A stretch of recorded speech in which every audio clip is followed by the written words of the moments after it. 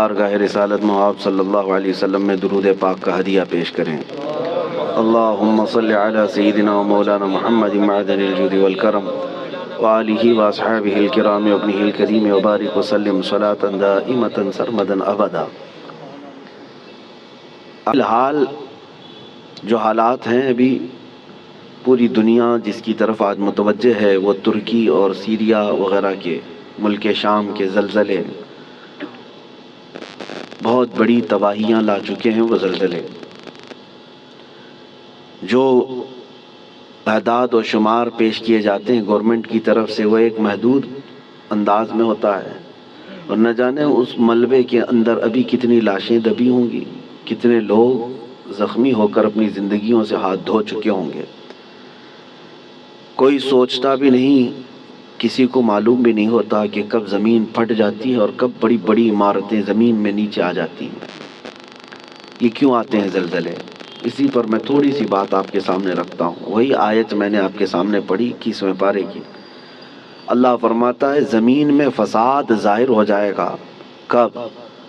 بما کسبت ایدی الناس، لوگوں کے ہاتھوں کی کمائی کی وجہ سے۔ اور کیوں زلزلے دیتا ہے رب تعالیٰ؟ لیذیقہم بعض الذی عملوا، اللہ فرماتا تاکہ وہ جو کچھ کر چکے ان کو کچھ چکھا دوں۔ اللہ تعالیٰ فرماتا ہے لیذیقہم، تاکہ ان کو چکھایا جائے جو کچھ بھی وہ کر رہے تھے۔ محدثین بھی اسی بات پر اتفاق کرتے ہیں۔ میرے آقا صلی اللہ تعالیٰ علیہ وسلم نے بھی ارشاد فرمایا زمین میں زلزلوں کا آنا، طوفان کا آنا، سیلاب کا آنا، یہ اللہ کے عذاب کی نشانیاں ہیں۔ اللہ تبارک و تعالیٰ کے بڑے عذابات میں سے ایک آیت تو آپ مشہور سنتے ہوں گے، اذا زلزلت الارض زلزالہا، پوری سورہ ہے زلزال۔ زلزلہ کس کو کہتے ہیں؟ جھٹکے۔ آپ کی نظر میں تو صرف ارتھ کوئک ہے، اور سائنٹیفک اعتبار سے اس کو کہا جاتا ہے زمین کی نیچے کی تہیں جو ہیں، پرت، پلیٹس، جب یہ آپس میں ہل جاتی ہیں تو زمین پھٹ جاتی ہے۔ اندر لاوا ہوتا ہے زمین کے اندر، وہ ابل رہا ہوتا ہے، اور یہ پلیٹ جو ہے ڈس بیلنس ہوتی ہیں تو زمین کے اندر دراڑ آ جاتی ہے۔ سائنٹیفک اعتبار سے ان کی تحقیقات ہیں۔ ہزار سائنس جو ہے ترقی کر چکا ہو، لیکن یہ بھوکمپ، ارتھ کوئک، ان سب کے آنے سے پہلے وہ کبھی خبر نہیں دے پاتے۔ ہو جانے کے بعد وہ بتاتے ہیں کہ کتنے مقدار کا زلزلہ تھا، کتنا تیز جھٹکا تھا، اس کو ناپ کر کے تو بتا دیا جاتا ہے، لیکن جو ہلاکتیں ہیں اس کو بچا نہیں پاتے، نہ ہی سونامی کو، نہ ہی زلزلوں کو۔ قرآن میں جس زلزلے کا ذکر ہے اذا زلزلت الارض زلزالہا، یہ آیت سن کر کے ہمارے امام اعظم ابو حنیفہ رحمۃ اللہ علیہ مغرب کی نماز سے لے کر کے جو روتے رہے تو رات گزر چکی تھی، پوری رات ان کی داڑھی سے آنسوؤں کے قطرے ٹپکتے تھے، مصلی بھیگ جاتا تھا اس ایک آیت کو سننے کے بعد کہ اللہ کیا فرماتا ہے اس میں، جب زمین ہلا دی جائے گی، اذا زلزلت الارض زلزالہا واخرجت الارض اثقالہا، اور زمین اپنے اندر بوجھل چیزوں کو باہر نکال دے گی، سب نکل جائے گا۔ لیکن اس آیت میں جو زلزلے کا ذکر ہے وہ سب سے لاسٹ، فائنل اور بڑا زلزلہ ہے جو قیامت کے قریب ہوگا۔ اس وقت پوری دنیا کی زمین ہلا دی جائے گی، وہ ایک علاقے کی نہیں ہے، ایک ملک کی یا ایک خطے کی نہیں۔ اس سے پہلے مفسرین فرماتے ہیں کہ قیامت آنے سے پہلے بہت زلزلے آئیں گے۔ اب حدیث رسول میں آپ کو سناتا ہوں، امام بخاری رضی اللہ تعالیٰ عنہ نے اس حدیث کو اپنی بخاری شریف میں نقل فرمایا۔ اللہ کے حبیب صلی اللہ تعالیٰ علیہ وسلم نے ارشاد فرمایا جب امانتیں ضائع ہونے لگ جائیں، زنا عام ہو جائے اور گانے بازی کی کثرت ہونے لگ جائے، حضور پاک صلی اللہ علیہ وسلم فرماتے ہیں زمین میں زلزلوں کی کثرت ہوگی، ہر جگہ زلزلے آنے شروع ہو جائیں گے اور قیامت قریب ہوگی، ایک زمانہ دوسرے زمانے سے نہایت قریب ہو جائے گا۔ اور حدیث پاک بخاری شریف کی حدیث ہے، میرے آقا فرماتے ہیں مال کی فراوانی اتنی ہوگی، مال اتنا ہوگا جیسے لگتا ہوگا کہ ہر جگہ سے ابل رہا ہے مال، ہر ایک کے پاس مال آئے گا، مال آئے گا، غریب کوئی نہیں رہتے۔ آج کے حالات میں بھی دیکھیں آپ، غربت و افلاس بہت کم ہو چکی ہے۔ آج کے زمانے کا غریب وہ ہے جو پچھلے زمانے کا امیر تھا۔ آج کا جو غریب ہے اس کو غریب کس کو کہتے ہیں؟ بھائی اس کے پاس کار نہیں ہے، اس کے پاس بائک نہیں ہے، غریب ہے، اس کو آج غریب سمجھا جاتا ہے۔ کھاتا پیتا ہے، پہنتا ہے، گھر بھی ہے، سب ہے۔ غربت اس طرح کی نہیں رہے گی، مال کی فراوانی ہوگی، یہاں تک کہ حضور پاک صلی اللہ علیہ وسلم فرماتے ہیں دریائے فرات سے سونے کا پہاڑ ظاہر ہوگا، اگر تم زندہ رہے تو اس میں سے ایک پائی بھی لینے کی کوشش مت کرنا، حضور نے فرمایا، اس لیے کہ اس کے حصول کے لیے لوگ ایسے لڑیں گے کہ 100 لوگ اگر اس مال کو، سونے کو لینے جائیں گے، 99 قتل ہو جائیں گے، ایک بچے گا، مر جائیں گے سب۔ اور اسی حدیث پاک میں جو میں نے کہا زلزلے والی، اسی میں اللہ کے حبیب صلی اللہ علیہ وسلم نے فرمایا حرج بڑھ جائے گا، حرج بڑھ جائے گا۔ تو صحابہ نے پوچھا کہ حرج کیا ہے میرے آقا؟ حضور پاک صلی اللہ علیہ وسلم فرماتے ہیں ایک دوسرے کا قتل کثرت سے ہوگا۔ تو اس زمانے میں ہم آ چکے میرے عزیزو، زمینیں جب ہلا دی جاتی ہیں پڑوس کی، خوف سے ہمارا دل ہل جانا چاہیے۔ حضرت عمر ابن عبدالعزیز رضی اللہ تعالیٰ عنہ 5ویں خلیفہ راشد ہیں، ان کے زمانے میں کسی ملک میں زلزلہ آیا، زمین ہل گئی، تو وہاں کے جو گورنر تھے، وہاں کے جو ذمہ دار تھے، حاکم تھے، ان کے نام پر حضرت عمر ابن عبدالعزیز نے فوراً خط جاری کیا کہ جیسے ہی زلزلہ آیا، حالانکہ وہ زمانہ عمر ابن عبدالعزیز کا تھا، عدل و انصاف کا زمانہ، ان کے زمانے میں جس جگہ پر زلزلہ آیا تھا اس جگہ انہوں نے اتنا ٹائٹ کر دیا، کورونا میں جیسے کوارنٹائن وغیرہ کے معاملات تھے، ایسے حضرت عمر ابن عبدالعزیز نے سارے لوگوں کو ٹائٹ کر دیا، کہا اس پورے خطے کے لوگ کثرت سے استغفار کریں، سب استغفار میں مشغول ہو جائیں، کوئی ایک بندہ بھی نہ رہے۔ اور پھر وہاں کے حاکموں کو اور وہاں کے جو گورنر تھے ان کو خط لکھا کہ جتنا تمہارے پاس ہے سب کا سب صدقہ کر دو، خیرات کر دو، الصدقۃ تطفئ البلایا، میرے آقا صلی اللہ علیہ وسلم نے فرمایا صدقہ بلاؤں کو ٹال لیتا ہے، تمہارے پاس جو ہے وہ صدقہ کر دو، اس لیے کہ اللہ کا غضب تمہارے ہاں آیا ہے، اللہ کا عذاب تمہارے شہر میں آیا ہے، زلزلہ آیا ہے۔ تو سارے لوگوں پر آپ نے لازم کر دیا تھا کہ استغفار میں مشغول ہو جائیں اور صدقہ و خیرات کثرت سے کرنے لگ جائیں۔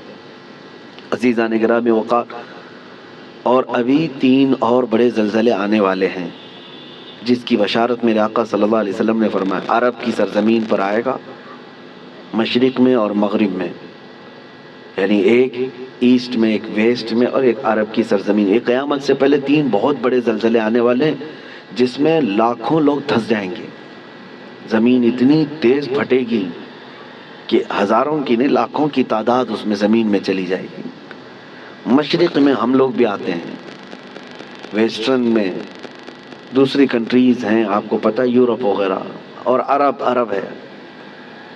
اور ان زلزلوں کے متعلق جو فرمایا گیا وہ قیامت سے قریب آنے والے ہیں، وہ بڑی نشانیوں میں سے ہیں۔ اور ان عذابات میں جو گرفتار ہو گئے، اللہ کی پناہ، اللہ کی پناہ، کوئی دنیا کی طاقت انہیں نہیں بچا پاتی، کوئی دنیا کی طاقت انہیں روک نہیں سکتی۔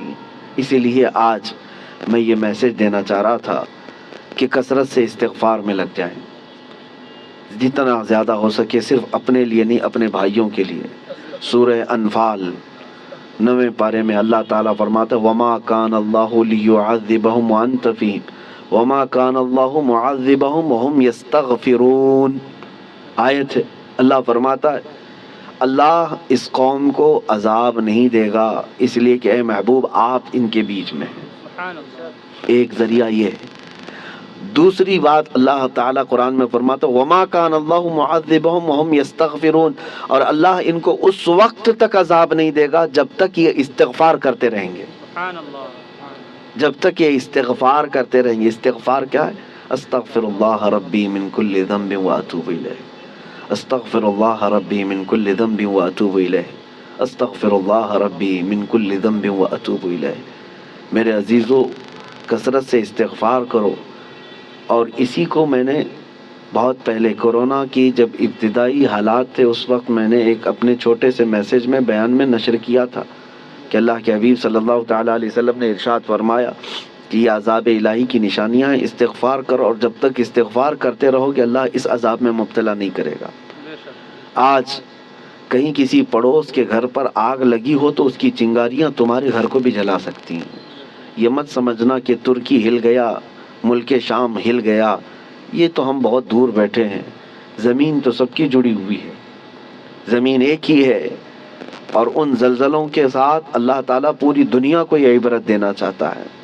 اسی لیے توبہ و استغفار کے ذریعے سے اپنے اعمال کی طرف توجہ دیں، اور وہ جو ہزاروں لوگ دھنس گئے ہیں زمینوں کے اندر، ان کے لیے مغفرت کی دعا کریں، اور جو آج قسم پرسی کے عالم میں وہاں پر ہیں، بڑی بڑی عمارتیں جو ڈھہ گئیں، بہت سارے لوگ بے گھر ہو چکے، ان کے مال مویشی سب ہلاک ہو چکے، ان کے لیے اپنے دل میں رقت پیدا کریں، وہ تمہارے بھائی ہیں، امت مصطفیٰ ہیں۔ نبی پاک صلی اللہ تعالیٰ علیہ وسلم نے یہی ارشاد فرمایا، مومن وہی ہے کہ جو دوسرے مومن کی تکلیف پر تڑپ جائے۔ مثل المؤمن کمثل جسد اذا اشتكى عضو تداعى له سائر الجسد بالسهر والحمى۔ ایک مومن کی مثال میرے آقا فرماتے ہیں سارے جسم کی طرح ہے، ایک عضو کو بھی تکلیف ہوگی تو پورے جسم میں بخار آ جائے گا۔ آج ترکی اور سیریا ملک شام کے غم میں ہم شامل ہیں، آج ہمیں ان کے لیے استغفار بھی کرنی ہے، ہمیں ان کے لیے دعائیں مغفرت بھی کرنی ہے، ان کے لیے رحم کی بھیک اللہ کی بارگاہ میں مانگنی ہے۔ میرے عزیزو، تنہائی میں اللہ تعالیٰ کی بارگاہ میں روتے گڑ گڑاتے مانگے، یقین جانو کہ آج اپنے بھائیوں کے لیے دعا کرو گے تو کل تمہیں کوئی مصیبت آئے تو ساری دنیا تمہارے لیے بھی دعا کرے گی، اور اللہ تعالیٰ دوسرے مومنین کے دلوں میں تمہارے لیے رقت پیدا کرے گا، تمہارے لیے رحم پیدا کرے گا۔ ان غریبوں کے لیے، ان قسم پرسی کے عالم میں موجود لوگوں کے لیے دعا کریں۔ میں آج کی اس محفل میں بس اتنا ہی کہنا چاہتا تھا، اور آیت کریمہ پھر ریپیٹ کرتا ہوں۔ اللہ فرماتا ظہر الفساد فی البر والبحر، فساد ظاہر ہو گیا خشکیوں میں اور سمندروں میں، بما کسبت ایدی الناس، وجہ کیا ہے؟ اس لیے کہ لوگوں کے ہاتھوں کی کمائی ہے، ان کے اپنے برے اعمال ہیں، ان کے گناہ ہیں، ان کے شامت اعمال ہے۔ لیذیقہم بعض الذی عملوا، اور اللہ فرماتا ہے یہ کیوں ان کے اوپر عذابات آئے؟ تاکہ ان کو چکھایا جائے جو کچھ یہ کرتے تھے، اور ان کو چکھانے کے بعد مقصد کیا ہے؟ اللہ فرماتا ہے لعلہم یرجعون، تاکہ وہ دوبارہ لوٹ آئیں، تاکہ وہ اپنی پرانی حالتوں سے توبہ کر کے اچھی حالتوں کی طرف باز آ جائیں۔ اللہ کریم ہم سب کو کہنے سننے سے زیادہ عمل کی توفیق عطا فرمائے۔ اے رب کریم تیرے عذابات سے ہماری حفاظت فرما، ہم تیری آزمائشوں کے قابل نہیں مولا، تیرے امتحان میں اتارے جانے کے قابل نہیں۔ اے رحمان اے رحیم ہم سب کو آئے ہوئے عذابات سے محفوظ فرما دے۔ اے کریم خدا، تیرے رسول نے جو دعا کیا تھا تیرے دربار میں وہی دعا کرتا ہوں۔ اللہم انی اسألک من خیر ما سألک منہ نبیک سیدنا محمد صلی اللہ علیہ وسلم، اللہم انی اعوذ بک من شر ما استعاذک منہ نبیک سیدنا محمد صلی اللہ علیہ وسلم، اللہم ان اردت بعبادک فتنة فاقبضنا غیر مفتونین، فاقبضنا غیر مفتونین، فاقبضنا غیر مفتونین۔ اے اللہ اگر تو نے اپنے بندوں کے آزمائش کا ارادہ کر لیا ہے تو مولا ہمیں بغیر آزمائش کے اس دنیا سے اٹھا لے، ہمیں بغیر فتنوں میں مبتلا کیے تو اپنی بارگاہ میں بلا لے۔ اے اللہ ایمان کی سلامتی اور عزت کی سلامتی کے ساتھ دنیا سے ہمیں رخصتی عطا فرما۔ وصلی اللہ تعالی علی خیر خلق محمد وآلہ واصحابہ اجمعین برحمتک یا ارحم الراحمین۔